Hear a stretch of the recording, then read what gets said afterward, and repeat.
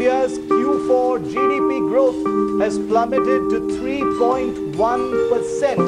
The full year 2020 GDP stands at 4.2%. India's GDP grew at 4.7% in Q1, 5.1% in Q2 and 5% in Q3.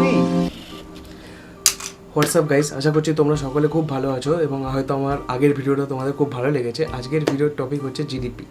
GDP key, GDP কীভাবে calculate করা হয়, GDP কে, কেন, কবে উৎপত্তি হয়েছিল এই জিডিপি ওয়ার্ডটার, ইকোনমি মেজারিং টুল হিসেবে জিডিপিকে গোটা পৃথিবী ধরে এবং এই জিডিপিটা কে, কবে, কেন বার করে, কি প্রয়োজন হয় এরকম একটা টুলের, এই কোভিড-19 বা করোনা ভাইরাসের জন্য আমাদের ইন্ডিয়ান জিডিপির উপর কীরকম এফেক্ট পড়েছে 2020 সালে, 2020 সালে। জিডিপি ওয়ার্ডটা তো আমরা নিউজ চ্যানেলে আমাদের বাবা মা বন্ধু বান্ধব অনেক জায়গায় শুনে থাকি, যেখানে এই জিডিপি ওয়ার্ডটা নিয়ে তর্ক হয় যে জানিস তুই এই সরকারের আন্ডারে জিডিপি এত কমে গেছে, ওই সরকারের আন্ডারে জিডিপি এত বেড়েছিল, পার ইয়ার এত % গ্রোথ ছিল।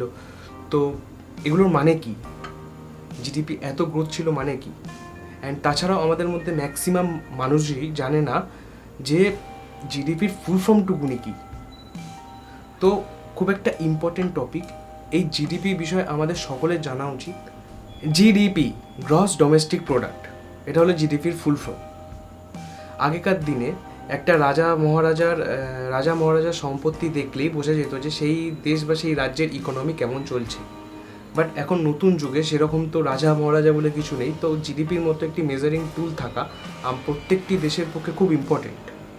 তো হোয়াই জিডিপি ইজ ইম্পর্টেন্ট? আজকের এই দিনে টাকাকে কনস্ট্যান্টলি ক্রিয়েট করা হচ্ছে। সেন্ট্রাল গভর্নমেন্ট অ্যান্ড রাজ্য সরকার আর সেন্ট্রাল গভর্নমেন্ট একসাথে প্রচুর টাকা ইনভেস্ট করছে প্রত্যেকটা ইন্ডাস্ট্রির উপর। প্রচুর ব্যাঙ্কিং সেক্টরস ইনভেস্ট করছে। তো সেটা অনেক ডিটেলসে চলে যাওয়া হবে এরকম ইন্ডাস্ট্রিতে ঢুকতে থাকলে। And foreign investors, foreign businessman, Indian businessmans, Indian investor Indian ইনফ্রাস্ট্রাকচারের উপর ইনভেস্ট করছে। সাধারণ মানুষ অনেকভাবে টাকা আয় করছে, অনেকভাবে টাকা ব্যয় করছে এবং সাধারণ মানুষ নানাভাবে স্টকস, গোল্ড, রিয়েল এস্টেটসে টাকা লাগাচ্ছে। ইম্পোর্ট ও এক্সপোর্টের ফলে টাকা আয় হচ্ছে, টাকা ব্যয় হচ্ছে। তো এরকম একটা ইকোনমির যখন এরকম একটা চলছে, তার মধ্যে জিডিপি একটা মেজারিং টুল হিসেবে থাকা খুব ইম্পর্টেন্ট। জিডিপিকে অনেকেই প্রত্যেকটি দেশের উপর ঝোলানো ইকোনমিক প্রাইস ট্যাগ হিসেবে ধরে। মানে প্রত্যেকটি দেশের economic price tag equal to GDP, এটা অনেকেই মনে করে। যাই হোক, এটা মনে করছে, এটাতে মানে এটা ইম্পসিবল না, ঠিকই মনে করছে যদিও তারা।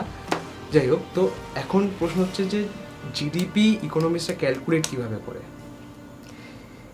এটা একটা খুব জটিল প্রসেস এই ক্যালকুলেশানটা। তো যে ফর্মুলাটা এরা ক্যালকুলেশন করে সে ফর্মুলাটা হলো C plus G plus I plus NX equal to GDP. C মানে হচ্ছে কনজিউমার স্পেন্ডিং, জি মানে হচ্ছে গভর্নমেন্ট স্পেন্ডিং, আই মানে হচ্ছে বিজনেস ক্যাপিটাল স্পেন্ডিং, এনএক্স মানে হচ্ছে net export minus import equal to GDP.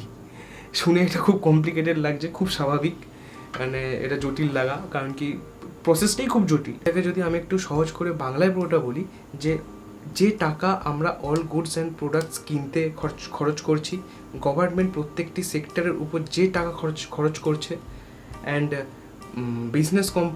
Business কোম্পানিরা যেসব কোম্পানি বিজনেস করছে তারা নিজেকে স্প্রেড করতে যে টাকা খরচ করছে, অ্যান্ড এক্সপোর্টে যে টাকা লাভ হচ্ছে মাইনাস ইম্পোর্টে যে টাকা খরচ হচ্ছে। আমরা আশেপাশে মা বাবা বন্ধু বান্ধব নিউজ চ্যানেলে সব জায়গায় এটাই শুনতে পাই যে জিডিপি 3.2% গ্রো করেছে, জিডিপি 5.2% গ্রো করেছে। তো এটার মানেটা কি? আমাদের কাছে এই যে মেজার করে যে সংখ্যাটা আসবে $1 ট্রিলিয়ন বা $1 বিলিয়ন, সেই সংখ্যাটা আমাদের সামনে রাখা হয় না, সেই সংখ্যাটা আমরা মনেও রাখতে পারবো না। এটা হিসাব করা হয় যে এটা প্রত্যেকটা কোয়ার্টারে হিসাব করা হয়। তো একটা কোয়ার্টারে যে রেজাল্টটা বেরোয় সেটাকে একটা পার্সেন্টেজে আনা হয় আগের কোয়ার্টারের পার্থক্য করে।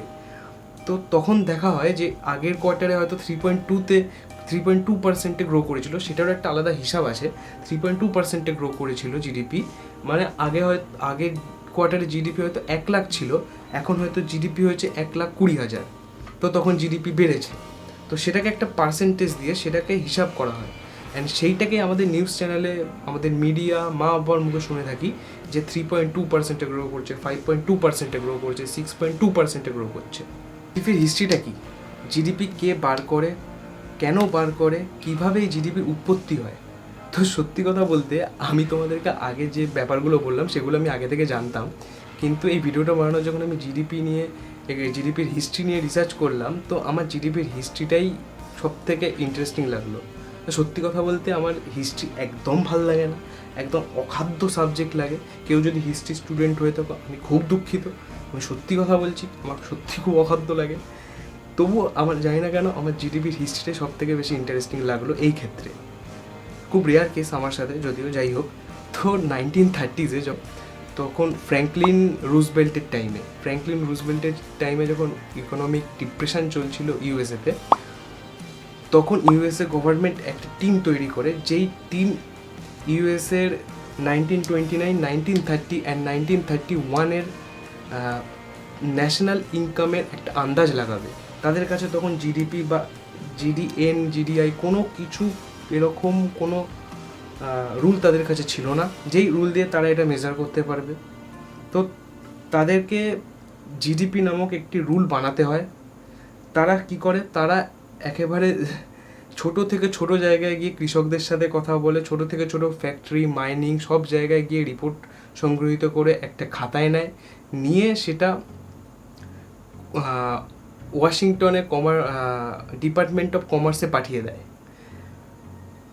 তো সেখান থেকেই জিডিপির উৎপত্তি হয়। অ্যান্ড এরপর মানে যেটা আমার সব থেকে ভালো লেগেছে যে পয়েন্টটা, 1944 সাল, তখনও ইন্ডিয়া স্বাধীন হয়নি, 1944 সালে ব্রিটেন উডস কনফারেন্স নামক একটি কনফারেন্স হয় ইউএসএতেই। তো সেই কনফারেন্সে 44টা ছোটো থেকে বড়োটা দেশ অংশগ্রহণ করে, যার মধ্যে ইন্ডিয়াও অংশগ্রহণ করে। কিন্তু ইন্ডিয়া তখন ব্রিটেনের আন্ডারে।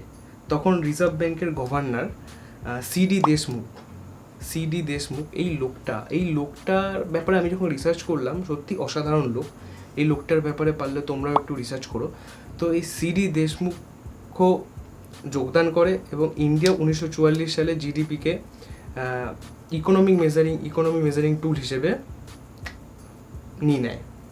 তখন অবধি আমি কিছু টার্মস ইউজ করেছি, like economic depressions, economic recession, economic slowdown. তো এইগুলো কি, এগুলো একটার সাথে একটা পার্থক্য কী, এগুলো আমি এই কারণেই বলছি যে আমি যখন করোনা ভাইরাসের এফেক্ট বলবো ইকোনমি বা জিডিপির উপর, তখন আমার এই তিনটের খুব দরকার পড়বে। তো ইকোনমিক রিসেশন মানে হচ্ছে যখন কোনো দেশের জিডিপি মাইনাসে চলবে 2 বা তার বেশি মাসের উপর, তখন সেটাকে বলা হয় economic recession already America register করে ফেলেছে। অ্যান্ড ইন্ডিয়া 2020 সালে ইকোনমিক রিসেশন এখনও রেজিস্টার করেনি, বাট খুব তাড়াতাড়ি করবে। কি মনে হচ্ছে, সব লকডাউন খুলে গেছে, তবু কেন এখন এতদিন করলো না, এখন কেন করবে না, এখনই করবে, বুঝতে পারবে কিছুদিন পর। তো অ্যান্ড ইকোনমিক স্লোডাউন, যখন একটি কোয়ার্টারের জিডিপি রেজাল্ট একটি কোয়ার্টার থেকে পরের কোয়ার্টারে একটু খারাপ হয়, তার পরের কোয়ার্টারে আরেকটু খারাপ হয়, সেটাকে বলা হয় ইকোনমিক স্লোডাউন। করোনা ভাইরাসের ফলে খুব বাজেভাবে এফেক্ট পড়েছে জিডিপি আমাদের ইকোনমির উপর এবং প্রত্যেকটি দেশের উপর কনস্ট্যান্ট লকডাউন বাড়ানোর জন্য। তো এই এফেক্টটা এখনও ইন্ডিয়া সহ্য করে ফেলেছে। লাস্ট জানুয়ারি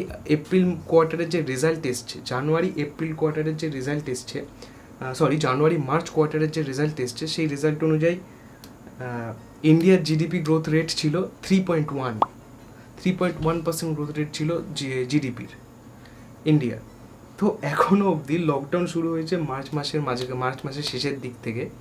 তো মার্চ, এপ্রিল, মে, জুন কোয়ার্টারের রেজাল্ট যখন বেরোবে, তো তখন আন্দাজ লাগানো হচ্ছে, সব ইকোনমিস্টরা আন্দাজ লাগাচ্ছে যে জিডিপি গ্রোথ রেট ইন্ডিয়ার -14-তে চলে যেতে পারে।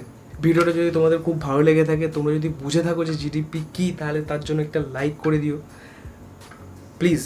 আমি রিকোয়েস্ট করছি, সাবস্ক্রাইব করবে কি করবে না সেটা পুরো তোমাদের ইচ্ছা, শেয়ার করবে কি করবে না সেটা পুরো তোমাদের ইচ্ছা, বাট প্লিজ আমি রিকোয়েস্ট করছি নিচে কমেন্ট করো যে তোমরা কি চাও, টপিক কি চাও, এটা আমার রিকোয়েস্ট, প্লিজ এটা কমেন্টে জানাও।